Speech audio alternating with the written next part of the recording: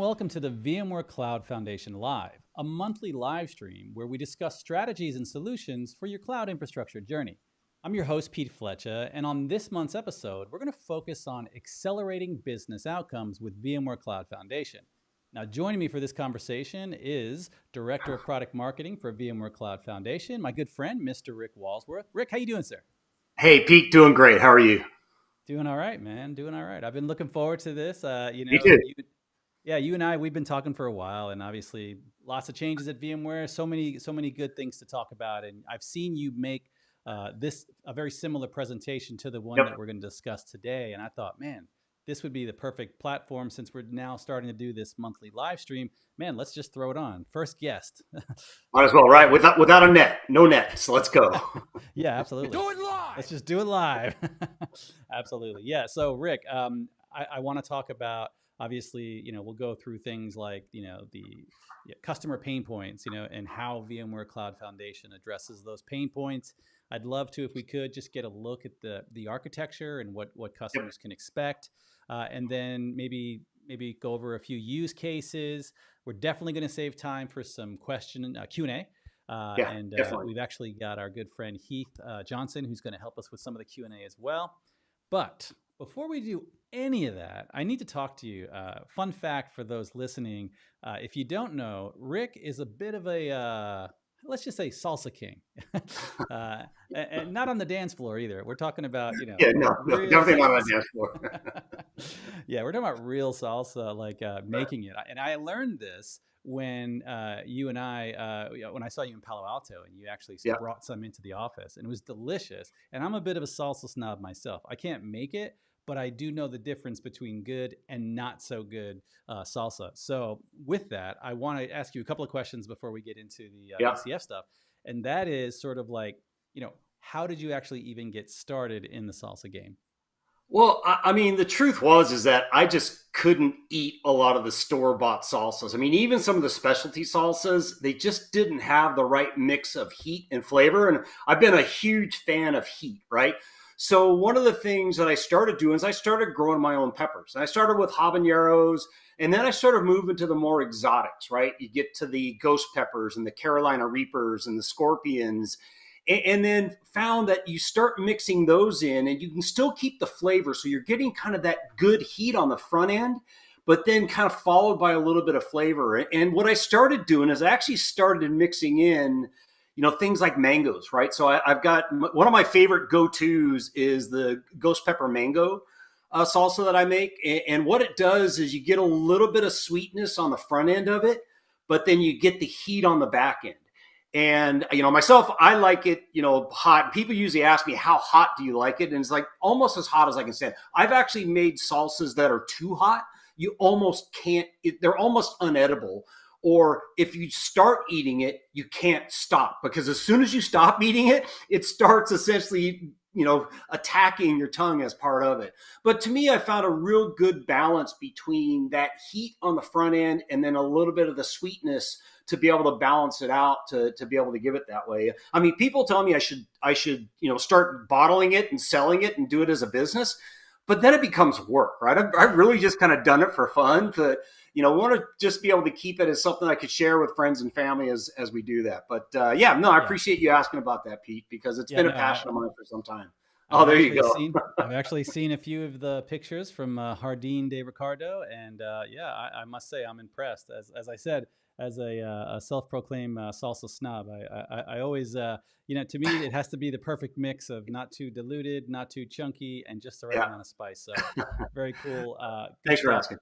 Yeah, so let's transition. And again, post your questions for Rick, whether it's salsa or VMware Cloud Foundation. We'd love to hear from you. So Rick, why don't we get started? Let's talk a little bit about pain points. Like what exactly are, in general, like what is the status quo, and what are customers feeling, and how does VMware Cloud Foundation answer those?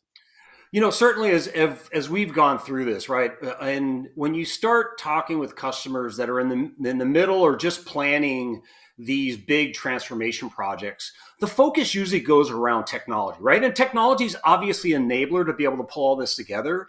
And at the end of the day, what they're trying to do is they're trying to figure out how to be able to grow the enterprise, how to be able to drive more innovation and leverage your infrastructure really as a tool to be able to help drive that innovation.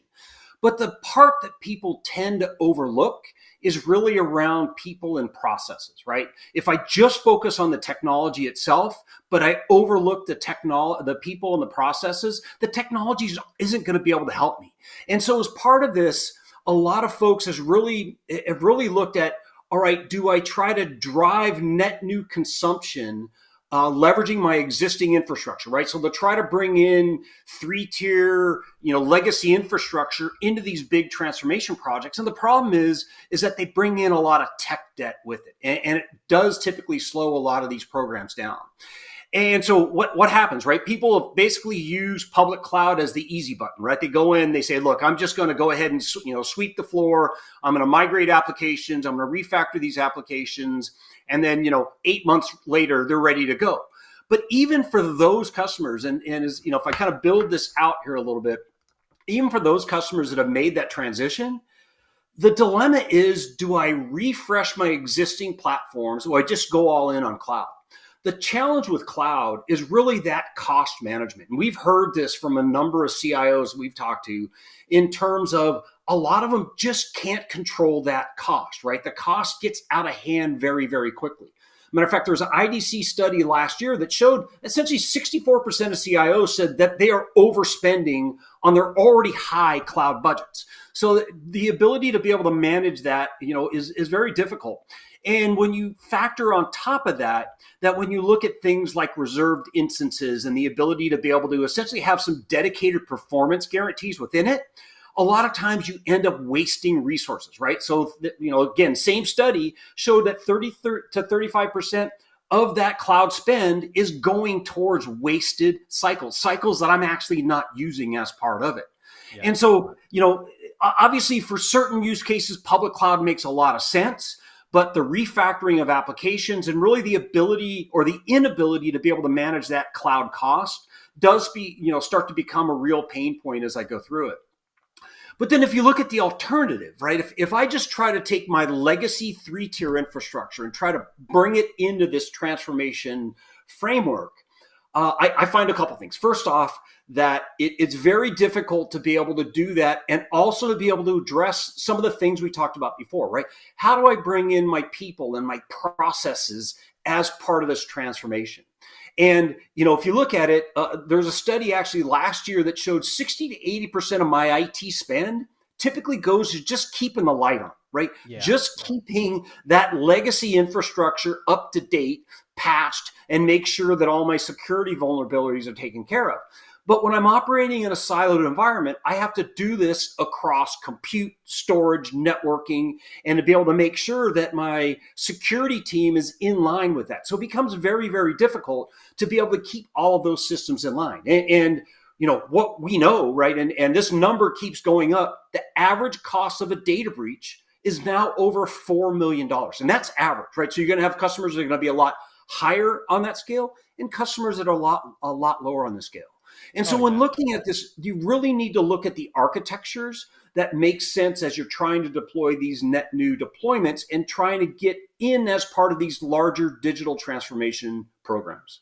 Yeah, I mean, you were talking about cost. Obviously, the cost of security breaches is astronomical, but just in general, like the cost of cloud in general, the smaller you are, sure, the larger you get, the cost of cloud can certainly become astronomical. It's like, sometimes, it's kind of like my trips to Europe. I say, oh, well, there's airfare is this much and hotel is this. I'm only going to spend X dollars. And then by the time I get home, I'm like, wow, I'm way over budget. Right. Exactly. It's definitely a common issue for sure. Exactly.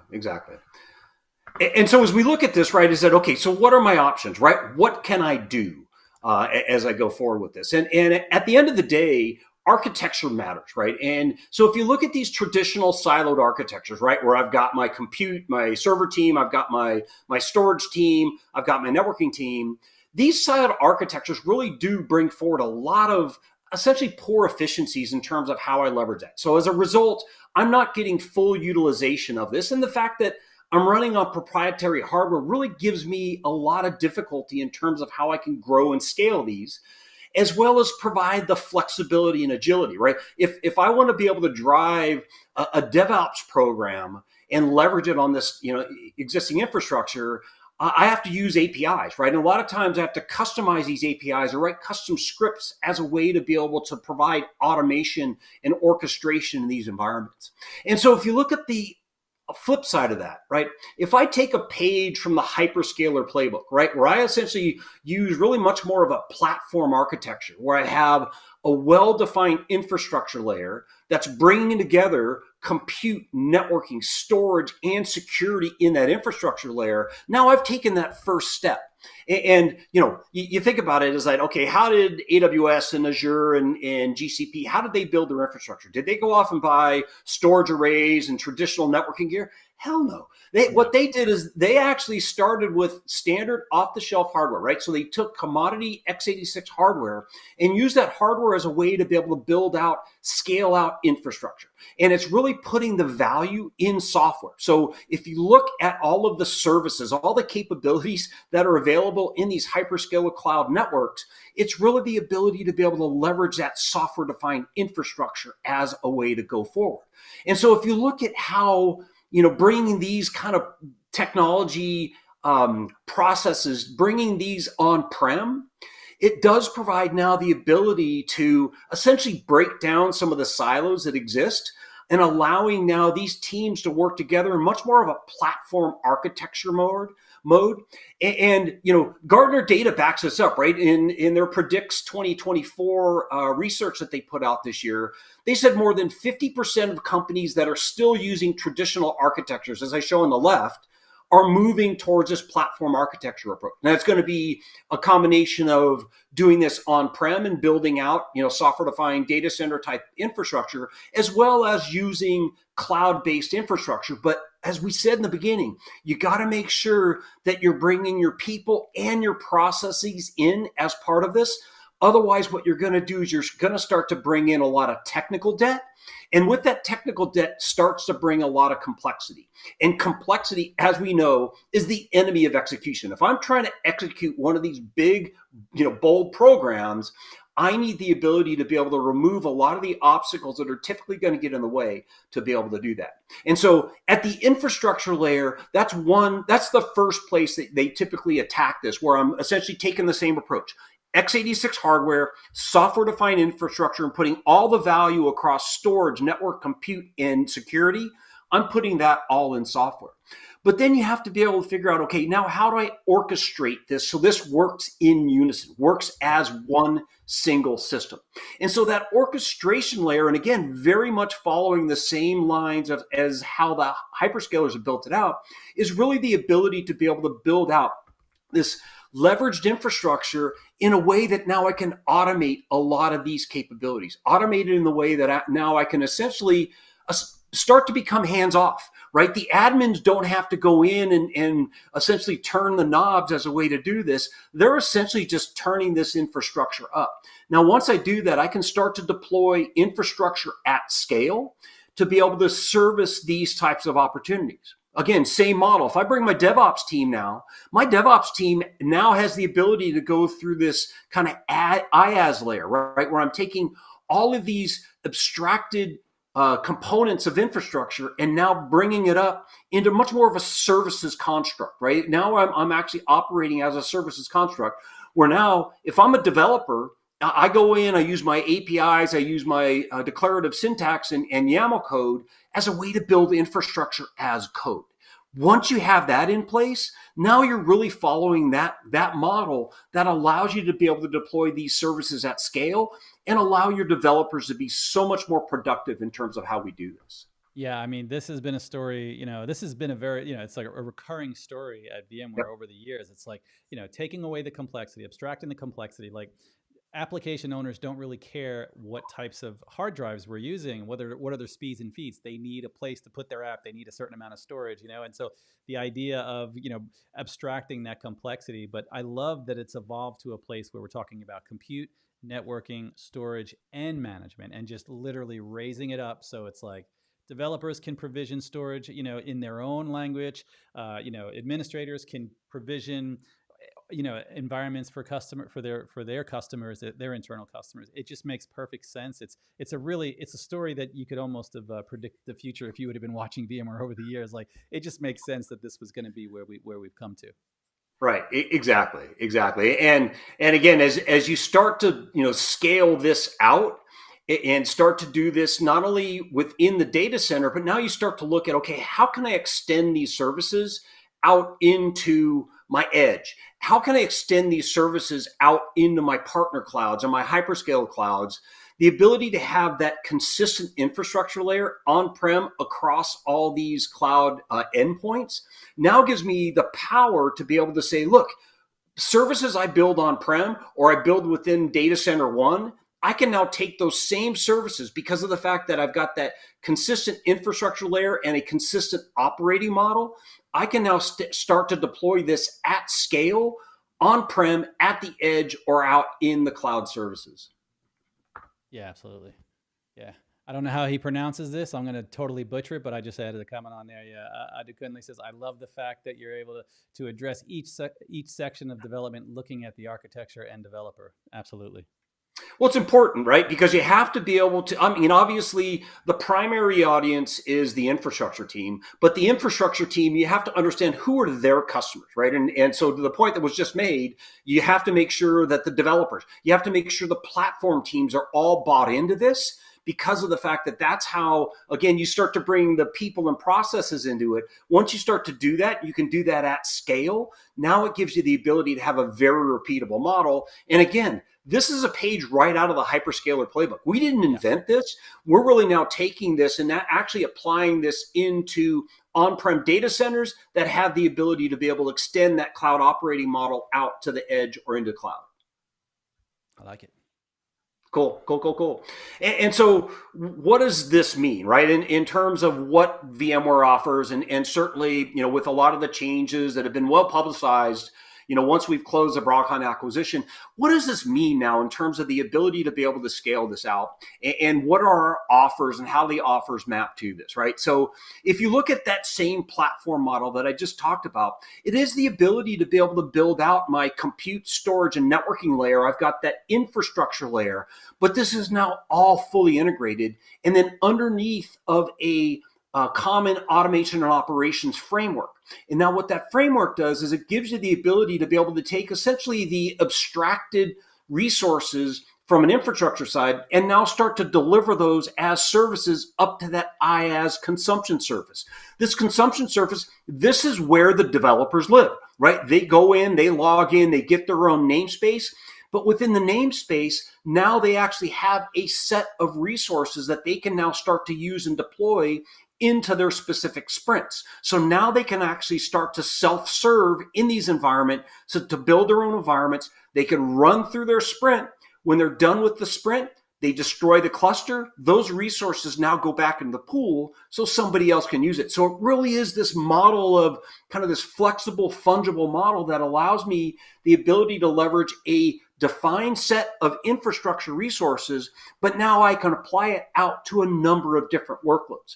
And this is highly extensible, right? I can use this for traditional client server, Oracle, SQL, NoSQL based type applications that are running my back office. So I can run this in my traditional back office mission critical apps I'm running today. I can extend this now into containers because of the fact we've embedded a Kubernetes runtime within the environment. I now actually have a full runtime that I can actually use as a way to orchestrate containers within this broad-based environment. But, obviously the big thing, and we'll talk a little bit more about this later, the big thing is the ability now to start to push into some of the higher performance, low latency workloads, such as AI. And machine learning certainly been part of the portfolio for some time, but those have always been more predictive AI models. What we're doing now is now starting to push into these generative AI models, where now you have the ability to essentially have these machines start to think and start to learn from what's building out there and be much more responsive as part of it. Obviously, much larger data sets, but the common platform approach where I can build a platform, have that platform essentially be customized to be able to fit within these environments, now extends that out from, your kind of common back office applications, modern applications using containers and Kubernetes as an orchestration framework, and then now applying those constructs into AI and Gen AI.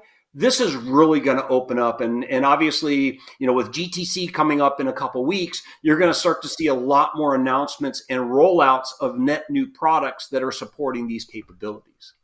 Yeah, and I see private AI up there just Yep. above the blue box on the right there. I see some other add-ons. So these are the new add-ons for VMware Cloud Foundation that I've heard about.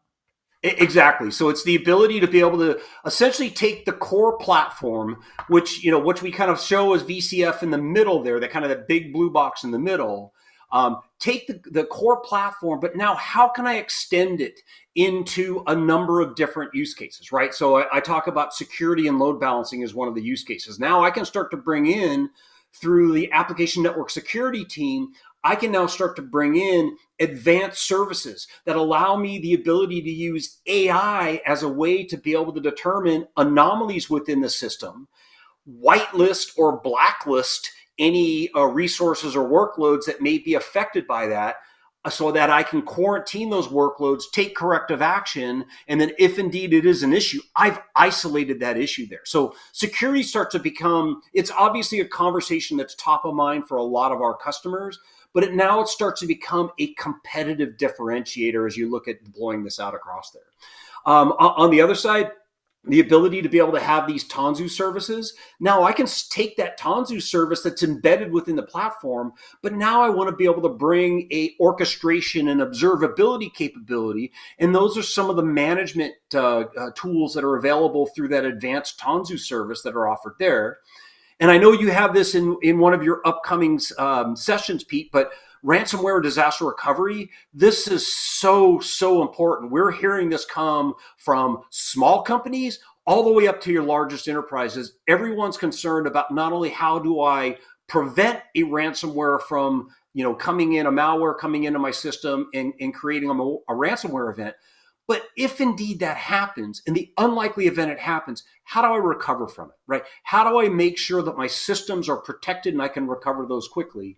And then, last but not least, and this will be a focus, certainly as GTC comes out in the next couple of weeks, the ability to be able to run these private AI services, where now, rather than putting my intellectual property up in the public domain, running it out in cloud services, I can now start to run these in a secure environment where, my CIO knows that the only people that are going to have access to this information are the people that I trust, the people that I give that capability. And there's an entire ecosystem, and it's actually a much deeper conversation. But this is something we announced last year at VMware Explorer, initially with NVIDIA, but then expanded it into relationships that we have with Intel and IBM. And essentially what we're doing, Pete, is we're building out a complete ecosystem using VCF as that core platform to be able to deploy these services at scale, both for customers that are essentially providing their own service provider. So essentially they're becoming their own cloud provider on-prem, but then also working through our provider managed services. These are our CSPs, those that are deploying sovereign cloud for secure environments. And then obviously the relationships we have with our hyperscalers, providing the ability to take this common infrastructure model and deploying this out across different cloud endpoints at scale. Yeah, you definitely mentioned the private AI part. That obviously was the big buzz at VMware Explorer. I mean, after Chris Wolf got on stage and started, unveiling it, I cannot tell you how many conversations I had personally with customers, partners about this. It just makes perfect sense because no one's going to get out there on Chat GPT and put their intellectual property out there. So having a system like that is obviously mandatory, but having VMware Cloud Foundation to be the base of that just makes perfect sense.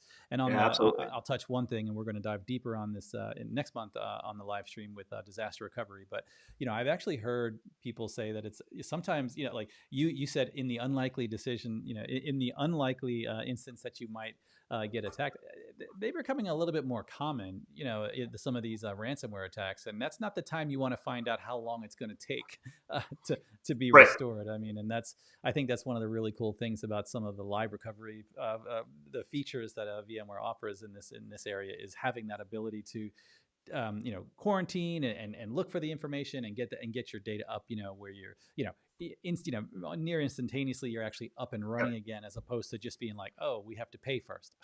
Right. And I mean, what's unique there, Pete, is really the ability to have that isolated recovery environment, right? I mean, that isolated recovery environment, it's a game changer in terms of how you can essentially use that to not only do all of the forensics that's needed to be able to understand what happened and why, and how can I prevent this in the future, but it's also an environment where I can actually make this now run out in my own environment, so that if I had to use that as a way to be able to recover applications, get my production systems back up and operational, I now have an isolated recovery environment to do exactly that. But again, we don't want to steal any thunder from Yumi and team coming up in a couple of weeks. But again, this is just something that's so important to us, and we're building it in as an extension of our core platform. Yeah, absolutely. And you mentioned, this is a great way to transition into some of the other discussion around the use cases that are available for VMware Cloud Foundation. Yeah, cool. I'm seeing a lot of great comments and chats coming in here. Jay asked a question, does SDDC Manager replace the vCenter server? So absolutely not. No, SDDC Manager, it has its functions, but as does vCenter Server, right? And what you're seeing within the VCF architecture is really the ability to leverage SDDC Manager as that automation and orchestration engine, working the ability to be able to, let's say, as I'm doing my day zero stand up of net new infrastructure, SDDC Manager automates a lot of that. So I essentially build the configurations based on what I need to do, and then essentially hit the button, and it allows you now the ability to deploy the day zero services. Day one, from the standpoint of configuration, it's a combination of SDDC Manager working with ARIA automation as a way to now build those configurations and deploy that at scale. But the most important point, and this is really where we have a lot of conversations with customers, because many times this gets overlooked, is a day two lifecycle management, right? That what happens when I need to upgrade across the entire environment, or what happens if I need to patch a component of the stack within it, right? So the ability to automate a lot of those capabilities, especially in these large scale, multi-site, multi-geography type deployments, it becomes very complex. So the ability to have essentially not only the pre-checks that allow you the ability to go in and essentially make sure that everything's operational, but also the ability to automate this in a standardized fashion, does a couple things. First off, it's going to streamline. It takes what, may be in some cases a multi-day operation. I can now do this in a matter of hours or less, depending on how complex my environment is, because it's automated. So that's kind of the first benefit, is that I'm doing this now in a much more compressed time. My maintenance windows, I can start to close those maintenance windows down as a way to do this. The other area is the ability to provide predictability, right? That once I hit that go and I'm ready to start applying those changes, I have predictability and a nice audit trail to be able to show. And this is important when you start to go into regulated environments where they are essentially mandating that you not only apply the patches, but that you've got an audit trail in terms of what was updated when and by who. So it does provide that level of detail as part of it. And then the third area, which a lot of times gets overlooked, is that, a lot of times it's the coordination of updating, vSphere and vSAN, and updating NSX, and bringing in all the dependencies. We now have the ability to be able to collapse that under a single framework, apply all the pre-checks to ensure that the systems are ready to apply those changes. And then once I'm ready to go, it actually goes through in a much faster basis. So it gives you the ability to accelerate what is typically a big pain point in terms of deploying these, allows you to be the ability to be able to accelerate these at scale. So great question. Keep them coming. Yeah. Looking at some of the comments as well as we go through this. All right. So I know you touched. I think the next slide we talked a little bit about already was just sort of some of the, enhancing the VMware Cloud Foundation journey with add-ons. Do we want to Yeah, elaborate more certainly. on that? Yeah, absolutely. Let's kind of double click on that. So as we talked about from a high level, I just wanted to provide a little more of a double click on these add-ons. Some of these are coming soon, right? So for example, Private AI Foundation, although it was announced last year at Explore, it's been in development. We actually have a design program that's right now working in a number of customer environments. We're fine tuning the models, but the whole intent here is to have a turnkey solution for these Gen AI workloads. So this is, the initial deployment of this is going to be based on the work we've done with NVIDIA. And what this does is builds upon a lot of the integration that's existed in the products for some time, right? You go back to 2022 and the VCF 4.4 release, when we actually released integration with the NVIDIA AI Enterprise Suite. So that's their full complete suite. And what it does is it takes advantage of the ability to be able to virtualize GPUs, much like we virtualize CPUs and compute infrastructure for years, right? So it takes that same approach. And I can use things like vMotion and DRS as a way to be able to not only establish the initial placement of it, but I can also use it to be able to load balance all those capabilities. But then it goes all the way up the stack to be able to working with all of the tools that NVIDIA provides as part of this turnkey solution. So certainly looking forward to GTC coming up in a couple of weeks because of the fact that it's really our ability to be able to, and our opportunity, I think, to showcase some of these solutions that have been built out, leveraging VCF as a core platform, and then obviously the integration work on top of that. The second category is really more around these application platform services, right? This kind of goes back into the Tanzu portfolio. And what it does is it actually provides the management, the orchestration, all of the rest of the tools that developer teams need as a way to be able to integrate these large kind of platform as a service and container as a service type deployments out across there. And what we've seen through this, customers have actually achieved a lot better improvement in their developer productivity because of the fact that essentially for them, infrastructure becomes invisible. I don't need to worry about how many compute resources I need, how many storage. Essentially, those quotas are built into the namespace and gives them the ability to be able to deploy these at scale. And then going to the next category around security and load balancing, right? So what this does now is this starts to bring security in as a core construct of all of these services that are being delivered out across there. So again, the whole idea is to be able to automate delivery of these security services, both from the standpoint of the ability to do kind of deep inspection of the packets that are out there, the ability to use AI as a way to establish a set of whitelist, and then understand where the threats are coming from and the ability to be able to balance those threats out. And we've seen already where customers have actually deployed this and provided about a 66% savings in their security operations costs, just because of the fact we're taking a lot of the complexity that typically is present with these systems, taking that out. And then finally, and again, just to kind of set up for your upcoming in this upcoming series, ransomware disaster recovery is really a comprehensive platform that gives me the ability to deploy this out across there.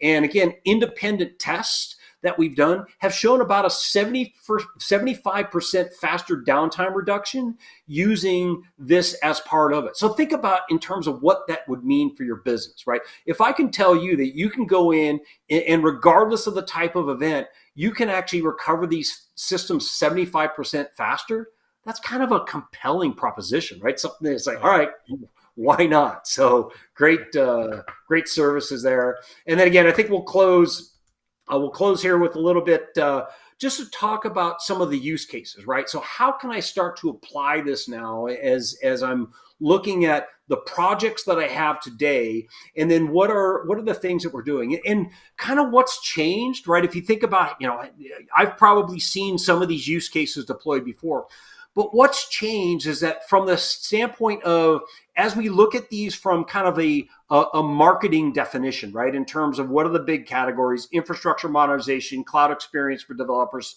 and build infrastructure that's secure and resilient. How do I now apply these out at scale?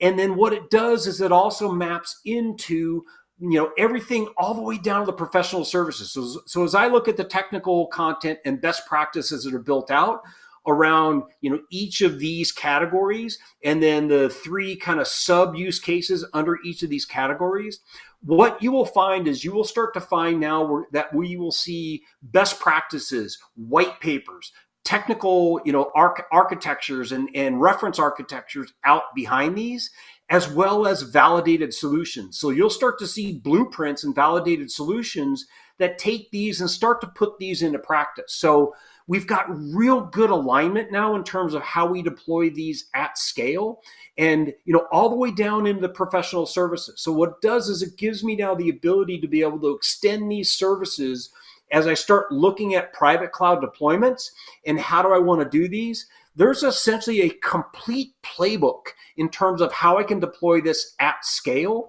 and watch the ability to be able to now apply best practices, reference architectures, all the way down into professional services offerings. And these are aligned up and down the entire organization. So again, I know we didn't talk about it a whole lot, but one of the big changes that has happened since the close of the Broadcom acquisition is laser focus, right? Oh, yeah. Because of the fact that we now have essentially two core offers and a set of add-ons that go into it. It's now allowed us to be able to have laser focus on a set of deliverables, and allowed us now to be able to take all of the resources of the company and put it directly behind this. And I think these use cases are a good example of how to do this, and then how this is going to benefit customers as they deploy at scale in their own environments. Well, what's funny about that is the slide. Go back 2 slides. While we were going over the slides and we had the different. There we go. I was looking at this and I was thinking, there was a time not too long ago when each one of these was essentially, and this is a little inside baseball, but were separate business units internally inside of VMware, and it's just interesting to see how now the laser focus on VMware Cloud Foundation, everybody is still under one area focusing on, and it's just the end result of this is that it's, like you said, laser focus, and everybody focused on one single thing, and that's just making VMware Cloud Foundation as tightly integrated with all the products in VMware and as lean and mean as possible. So to me, when I heard Hawk say that early on, I was like, this is fantastic. I love this approach. But okay. And not only that, but I think the other area you're going to see it, and obviously I can't talk about roadmap in this forum, but one of the other things you will see is you're going to see an acceleration of some of the kind of items that have been on our roadmap maybe for quite a while. I mean, I've been here 5 years. I was hired as kind of the VCF product lead. And there are a couple features that I kept seeing slip out to the right from a roadmap standpoint. All of a sudden now, with this focus and really bringing all these resources together, you're now going to start to see acceleration of some of these innovations from a roadmap delivery standpoint. You're going to start to see those rolled out as we start to kind of execute against our plan. So like I said, I know there was a lot of challenges going through this, especially looking at some of the commercial changes that were made. But from an organizational standpoint, this restructuring has really put laser focus behind what we're doing as an organization. And another good example of that, if I kind of go back, to this whole question about license portability, really license portability is the ability to be able to say, look, I want to be able to take my investments that I made with VCF on premises today, and I now want to extend that out into my different environments, right? So if I look at how do I make these subscriptions portable between what I'm doing on-prem and extending it out across there, this now gives me portability and it gives me investment protection, right? We've announced already a couple weeks ago, we announced with Google Cloud. So that's the first of our partners that we're rolling out, but we intend this to be available across our CSP partners and across our hyperscalers, where I can now take instances and cores that I essentially purchase on-prem with VMware Cloud Foundation. I can now start to extend these out across there. So, brings that portability of the subscription to be able to help provide better investment protection. And it does allow the ability to be able to have essentially these supported cloud endpoints available out across there, which, by the way, is available for the core VCF platform, but also for the add-ons. so that if I bought, VCF and then I brought some add-ons into it, I can also take those add-ons and bring those add-on services into these cloud environments as well. And obviously the use cases start to open up, right? I start looking at where are the use cases I can start to apply this, around hybrid cloud. Obviously we've touched on kind of ransomware, disaster recovery. That's a key requirement there. But now I start thinking about, okay, if I want the ability to start to spin up cloud resources for burst capacity, right? Now I have the ability to be able to extend some of these services out there, leverage the investment I've made in my existing licenses, and now apply these out into some of these hyperscale environments. So again, everything we're talking about here is, this is information that's in the public domain, but this is really what's behind the strategy of trying to drive VMware Cloud Foundation as the core platform, and then growing that platform out through services, and then certainly through partners as we look to grow this. Yeah, I love it. I love it, Rick. Well said. That's really good. I want to get over, I know we're going to get to some Q&A here in a minute, but before we do, I just want to do a little housekeeping here. There's a couple of things, as Rick already mentioned. We're doing this is going to be a monthly live stream for VMware Cloud Foundation Live. So next month on tap, we're going to be bringing in Director of Product Marketing, Yumi Hong, who's going to be focusing on the disaster recovery. So that one's going to be called Enabling a Cyber Resilient Private Cloud. So that one's going to be live streamed on LinkedIn, on YouTube, or Twitter/X. Also, every other Wednesday from this point forward for the foreseeable future, there's going to be another webinar, a VCF webinar. So every other Wednesday, there's going to be a webinar series, which is going to be certainly a technical deep dive, and it's going to be hosted by Anders Hudson. And the first one he's got on tap is on March 20th. He's going to bring on Michael Gandy. And if you don't know Michael is amazing. He focuses on Data Services Manager, and they're going to be talking about accelerate data-driven innovation with new data services capabilities for VMware Cloud Foundation. So that one is not going to be live streamed everywhere. You actually have to register for that one. So link right there. And maybe we can also get the link posted in the chat. So yeah, be sure to sign up for those upcoming webinars. Also, if you are an audio person, there is a podcast. There's also a video version, but I recommend the audio version because #Face4Radio. But my good friend John Nicholson and I host a technical podcast where we focus on all things in the SCDC, and that's called Virtually Speaking. It's on your podcast platform of choice, as well as Twitter, LinkedIn, and YouTube, and all that. So be sure to check that out as well. And then last but not least, if you're not aware, there's a VMware Cloud Foundation YouTube channel, link right there. This is a great channel to go for not only content like this, and this is also the place where we're parking all the live streams, but also there's great content from the VCF technical marketing team, like Heath Johnson, for example, who, again, another face for radio, but he does great content, and he recently did a technical deep dive series. He's actually in the middle of it. And really good content. So be sure to check out Heath on the VCF YouTube channel. And with that, as I segue into Heath, welcome to the live stream. Hey guys, thanks for the fine feedback about my face and how I've got you got 3 faces for radio right here. Right. Yeah, absolutely. Awesome. Absolutely. So yeah, I'm curious. Rick and I, we've been chatting away here, and I've been enjoying the conversation. But I'm curious: has there been any themes? Has there been any key questions that maybe we can bring to light here and discuss? Yeah, absolutely. So there was a couple things that have come up on the chat here. One of them, Rick dived into a little bit, talking about the SCDC manager, right? We had somebody asking about the SCDC manager, and I wanted to provide even a little more color on that because that's a new thing to our vSphere admins, right? They're typically dealing with the vCenter, and they're like, oh, wait, now there's another appliance, right? So yes, there is actually, on a technical level, there's 2 appliances, right? 2 different separate virtual machines that manage the infrastructure. And so the vCenter server stays there, and it's the tool you know and love for managing your applications, right? Consider it the application management level for those virtual machines. The SCDC manager is more about managing the cloud infrastructure. It's a layer above, right? And so being able to, like Rick talked about, being able to deploy and manage and patch and upgrade the underlying infrastructure, I can almost see this being managed by 2 completely different sysadmins, right? One's more of a vSphere admin, and another one would be a silo where this could get managed manage is more of a cloud administrator, where you're managing that infrastructure and managing the patches and upgrades of all the underlying infrastructure, but you're not touching the actual virtual machines in the end. So yeah, definitely two. And that was kind of one of the other questions they asked for color was, is this two or one single pane of glass? And it's not a single pane of glass, right? I always hate that term. I know Rick does too.